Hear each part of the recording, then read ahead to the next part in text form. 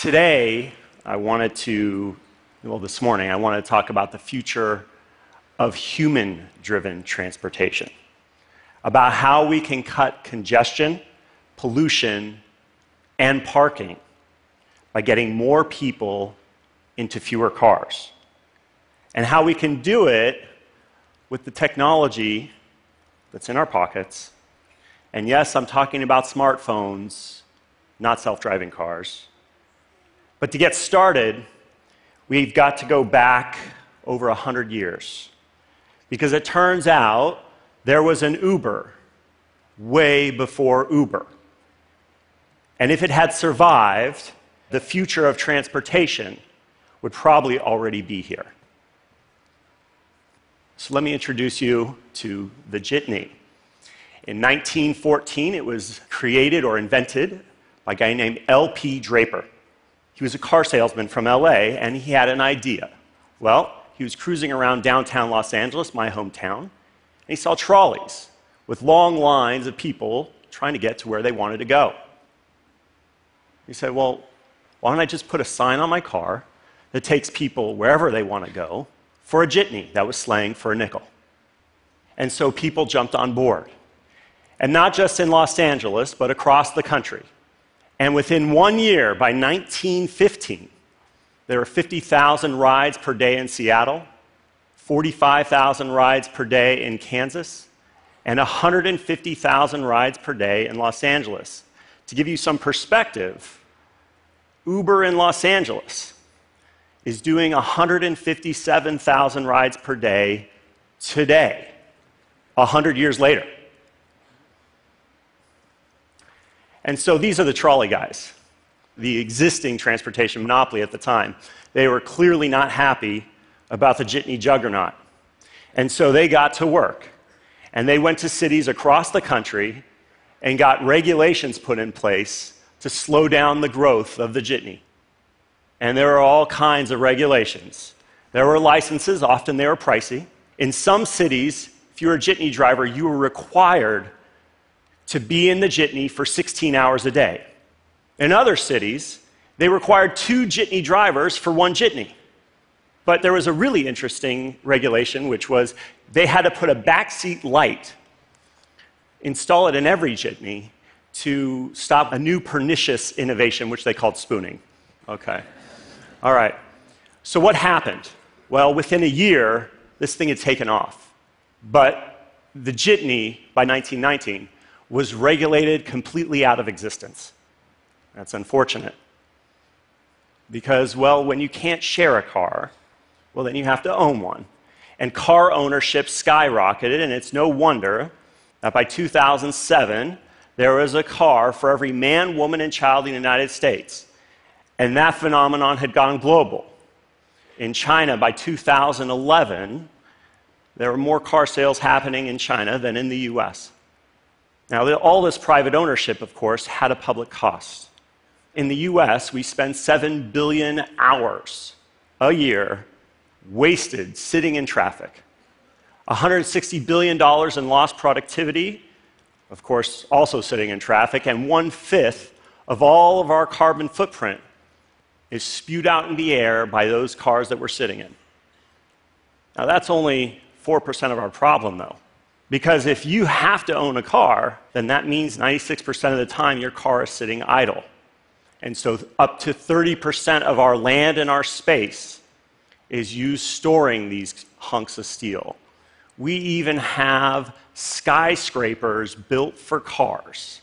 That's the world we live in today. Now, cities have been dealing with this problem for decades. It's called mass transit. And even in a city like New York City, one of the most densely populated in the world, and one of the most sophisticated mass transit systems in the world, there are still 2.5 million cars that go over those bridges every day. Why is that? Well, it's because mass transit hasn't yet figured out how to get to everybody's doorstep. And so back in San Francisco, where I live, the situation's much worse. In fact, much worse around the world. And so The beginning of Uber in 2010 was, well, we just wanted to push a button and get a ride. We didn't have any grand ambitions. But it just turned out that lots of people wanted to push a button and get a ride. And ultimately, what we started to see was a lot of duplicate rides. We saw a lot of people pushing the same button at the same time, going essentially to the same place. And so we started thinking about, well, how do we make those two trips and turn them into one? Because if we did, that ride would be a lot cheaper, up to 50% cheaper. And of course, for the city, you got a lot more people and a lot fewer cars. And so the big question for us was, would it work? Could you have a cheaper ride, cheap enough, that people would be willing to share it? And the answer, fortunately, is a resounding yes. In San Francisco, before Uber Pool, we had, well, everybody would take their car wherever the heck they wanted. And the bright colors is where we have the most cars. And once we introduced Uber Pool, well, you see there's not as many bright colors. More people getting around the city in fewer cars. Taking cars off the road, it looks like Uber Pool is working. And so we rolled it out in Los Angeles 8 months ago. And since then, we've taken 7.9 million miles off the roads. And we've taken 1.4 thousand metric tons of CO2 out of the air. But the part that I'm really... But my favorite statistic, remember, I'm from LA. I spent years of my life sitting behind the wheel going, how do we fix this? My favorite part is that 8 months later, we have added 100,000 new people that are carpooling every week. Now, in China, everything's supersized. And so we're doing 15 million Uber Pool trips per month. That's 500,000 per day. And of course, we're seeing that exponential growth happen. In fact, we're seeing it in LA too. And when I talk to my team, we don't talk about, hey, well, 100,000 users, or 100,000 people carpooling every week and we're done. How do we get that to 1 million? And in China, well, that could be several million. And so Uber Pool is a very great solution for urban carpooling. But what about the suburbs? This is the street where I grew up in Los Angeles, actually a suburb called Northridge, California. And, well, look, those mailboxes, they kind of just go on forever. And every morning at about the same time, cars roll out of their driveway, most of them one person in the car, and they go to work. They go to their place of work. So the question for us is, well, how do we turn all of these commuter cars, and literally there's tens of millions of them, how do we turn all these commuter cars into shared cars? Well, we have something for this that we recently launched called Uber Commute. You get up in the morning, get ready for work, get your coffee, go to your car, and you light up the Uber app, and all of a sudden, you become an Uber driver. And we'll match you up with one of your neighbors on your way to work, and it's a really great thing. There's just one hitch. It's called regulation. So 54 cents a mile, what is that? Well, that is what the US government has determined that the cost of owning a car is per mile. You can pick up anybody in the United States and take them wherever they want to go at a moment's notice for 54 cents a mile or less. But if you charge 60 cents a mile, you're a criminal. But what if, for 60 cents a mile, we could get 500,000 more people carpooling in Los Angeles? And what if, at 60 cents a mile, we could get 50 million people carpooling in the United States? If we could, it's obviously something we should do. And so it goes back to the lesson of the jitney, is by 1915, this thing was taking off. Imagine, without the regulations that happened, if that thing could just keep going. How would our cities be different today? Would we have parks in the place of parking lots? Well, we lost that chance. But technology has given us another opportunity. Now, I'm as excited as anybody else about self-driving cars. But do we have to really wait 5, 10, or even 20 years to make our new cities a reality, with the technology in our pockets today and a little smart regulation, we can turn every car into a shared car. And we can reclaim our cities starting today. Thank you.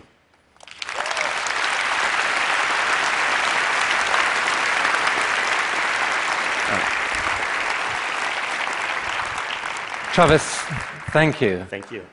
You know, I mean, the company you've built is absolutely astounding. You only just talked about a small part of it here, a powerful part, the idea of turning cars into public transport like that. It's cool. But I've got a couple of the questions because I know they're out there on people's minds. So first of all, last week I think it was, I switched on my phone and tried to book an Uber, and I couldn't find the app. You had this very radical, very bold, brave redesign. Sure. How did it go? Did you notice other people also not finding the app that day? Are you going to win people over for this redesign? Well, first, I should probably just say, well, what were we trying to accomplish? And I think if you know a little bit about our history, it makes a lot more sense, which is when we first got started, it was just black cars. It was literally you push a button and get an S-Class. And so what we did was almost what I would call an immature version of a luxury brand that looked like a badge on a luxury car.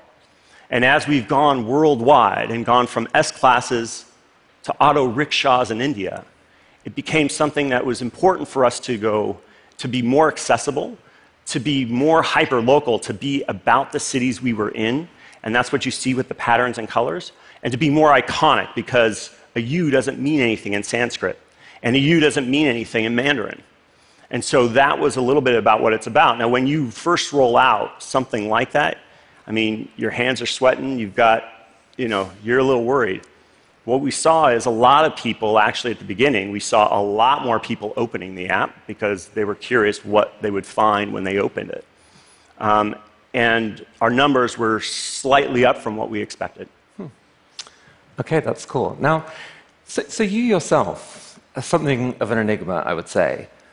Your supporters and investors who have been with you the whole way believe that the only chance of sort of taking on the powerful entrenched interests of taxi industry and so forth is to have someone who is a fierce, relentless competitor, which you've certainly proved to be. Some people feel you've almost taken that culture too far, and like a year or two ago, there was a huge controversy where a lot of women got upset. How did it feel like inside the company during that period? Did you notice a loss of business? Did you learn anything from that? Well, look, I think I've been an entrepreneur since I've been in high school. And you have, in various different ways, you're going to, an entrepreneur will see hard times. And for us, it was about a year and a half ago. And for us, it was hard times too. Now, inside, we felt like, I guess at the end of the day, we felt like we were good people doing good work.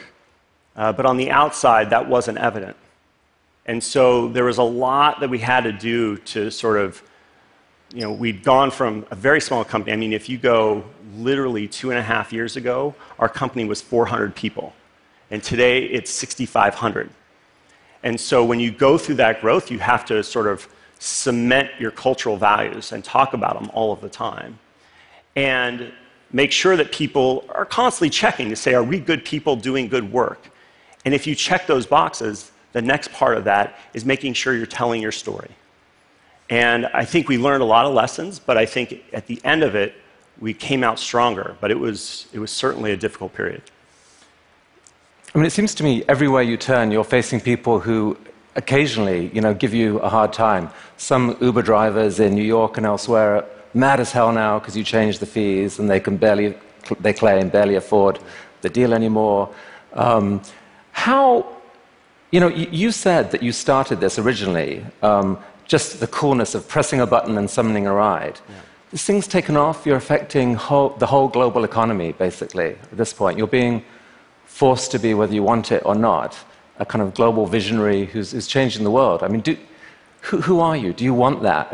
Are you ready to go with that and be what that takes? Well, there's a few things packed in that question. So,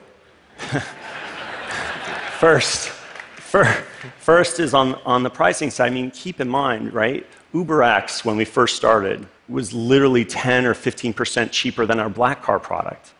It's now, in many cities, half the price of a taxi. And we have all the data to show that the drivers are making more per hour than they would as taxi drivers.